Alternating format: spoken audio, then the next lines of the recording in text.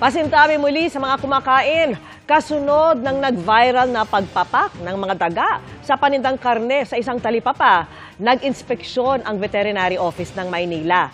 Mailang nasita dahil sa diskarte para pagmukhaing sariwa ang paninda. At nakatutok si Mav Gonzalez.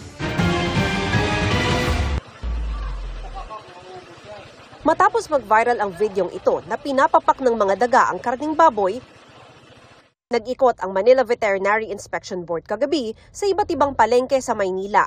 Kabilang sa mga inikutan ang Paco Talipapa, Blumentritt Talipapa at Altura Market sa Sampaloc. Ininspeksyon ang mga bilihan ng karne at manok. Ayon sa direktor ng board, wala namang nahuling violation ang mga otoridad, pero pinatatanggal at kinumpiska ang ilang colored lights na pandayaan niya sa mga mamimili. Kanina binalikan namin ang Paco Talipapa kung saan nakuhanan ang viral video. Sarado pa rin ang tindahan at wala ang may-ari, pero wala ring mga daga at malinis na. Para sa GMA Integrated News, Mav Gonzalez, nakatutok, 24 oras.